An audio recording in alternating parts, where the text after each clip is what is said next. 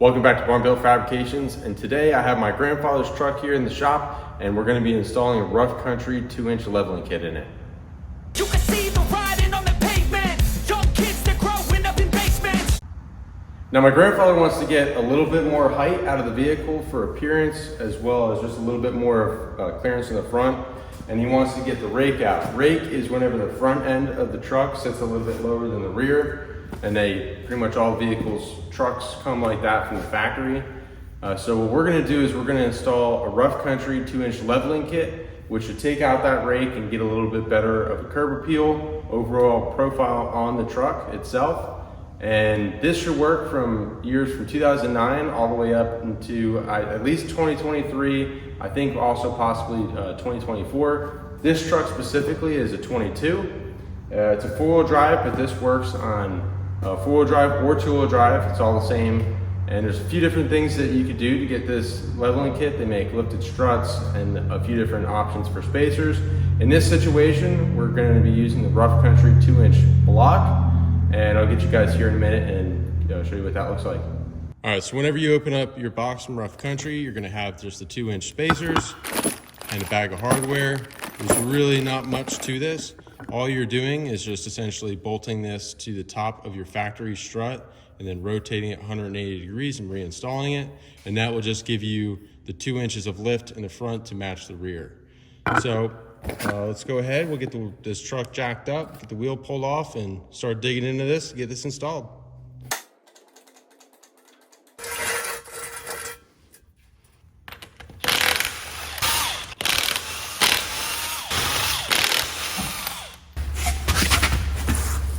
All right, so with the wheel off, we need to loosen up everything in the front. Our objective is to get this whole front assembly for this knuckle to swing forward. To do that, we need to undo our upper control arm, our sway bar end link, take off our ABS sensor, our brake caliper, and then loosen the axle nut, which sounds like a lot. It's actually very simple to do though.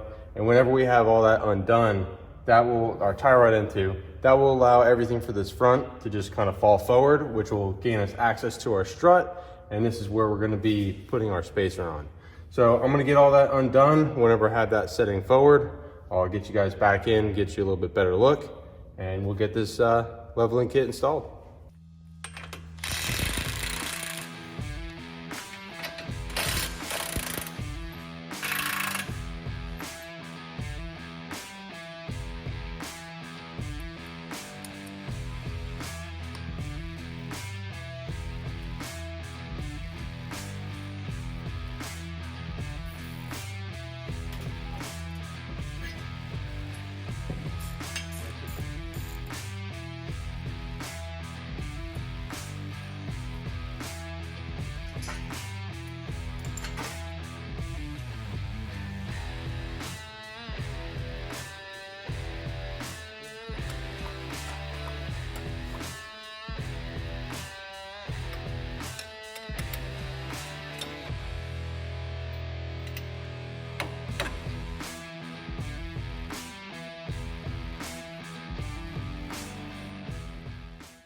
All right, so I got everything taken apart. One thing that's a little weird on these newer F150s that you don't typically have to do is to get to the ABS sensor to take it out, you have to remove the dust shield and to be able to pull that out and remove it. It's really no big deal. It's just kind of weird that they design it in that way, so it's harder to get to than it used to be. But whatever, I'm not an automotive designer, so what do I know? But anyways, whenever you undo this nut, you don't have to pull the whole CV axle out. You just need enough so that you can have a little bit of play for slack.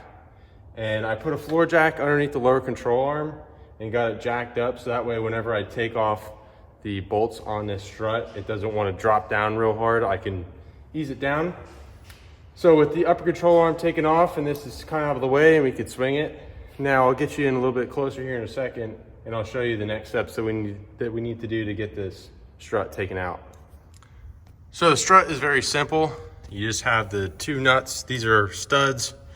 So you just have the 2 nuts that are on the bottom of that strut you need to take off.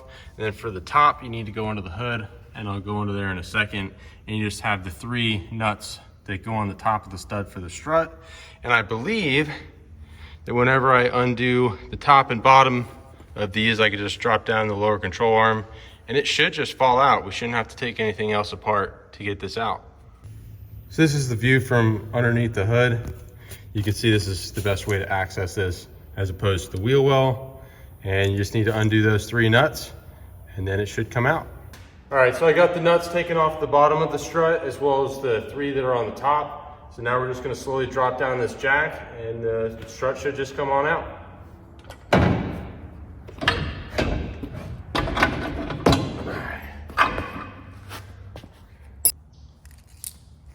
Okay, now that we have the strut out, we can take a look at the spacer and it can get a little confusing. So if you see it has multiple holes drilled and it's labeled B out and A out. If you have a 2009 to 2013 F150 that you're installing this leveling kit on, that is gonna matter to you. So on the driver's side, that's gonna be A, and you're going to want to use these holes here. And then if you're doing the passenger side, you're gonna put your new studs through these holes here. Now, if you're just doing a 22, but this is a 22, if you're doing a 2014 and up, what you're gonna wanna do is focus only on the A side, and you're gonna wanna use these holes here.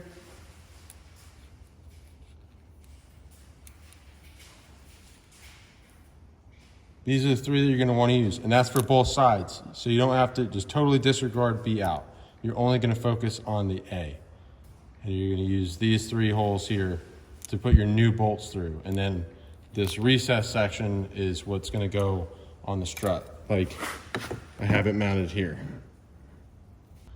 So whenever you located which holes you're gonna be needing to use, you're gonna take the supplied hardware and put them in the back.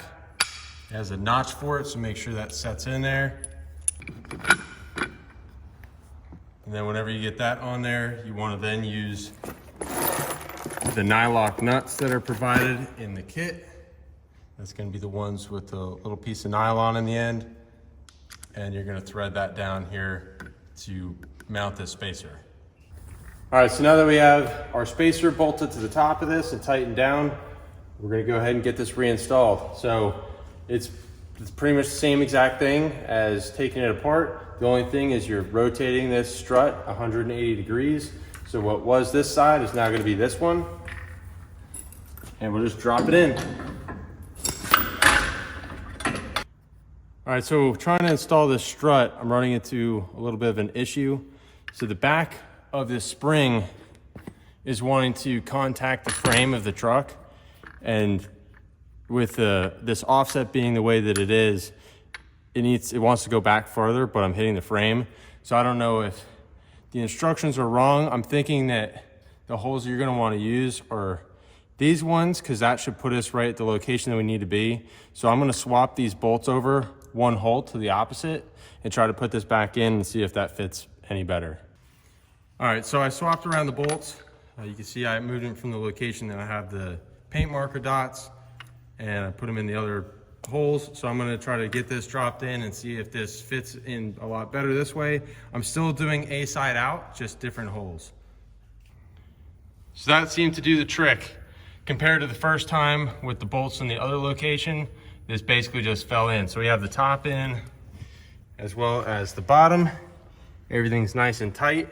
So I'm not sure exactly what the deal is, because the instructions you can see for 2014 and up say to use those first bolt hole locations, but you don't want to use these, you want to use these other ones. At least that's what fell in. So I guess this picture's just wrong, unless 22 is different. So let's go ahead and get the rest of this put back together, and then we'll jump over to the other side, get that knocked out, and see what the difference is. All right, we got everything back together.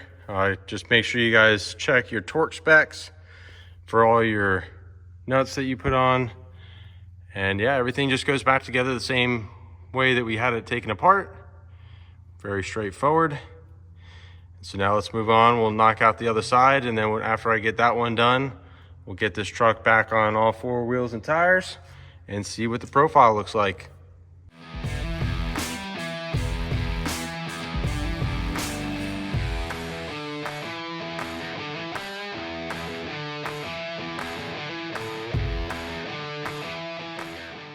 All right, so we got everything installed. The overall height definitely came out pretty good. It's got a nice profile to the truck, a nice stance to it, where you have the front lifted up to where it's level, but it's nothing that's too excessive. I think it gives it a nice clean look overall to get the stance and a little bit more clearance under the truck, which is exactly what we were looking for to do on this. So all in all, pretty satisfied with it, and hopefully the video helped you guys out. If you like the video and the channel, you want to follow along, subscribe to it. And we also have an Instagram page. It's BarnBuiltFabrications as well. So thank you guys all for watching. Get outside, get wrenched on something, piss off your neighbor, disappoint your mom, and until next time, keep on keeping on. You can see the riding on the pavement. Young kids, they're growing up in basements. Online, a whole new generation. I'ma make mine, so you better go take it. Always, they need a new replacement. Decentralized, can't contain it. We're changing lives, yeah, upgrading. Call it suicide of the older generation. What keeps you up at night, yeah. Make all the demons quiet.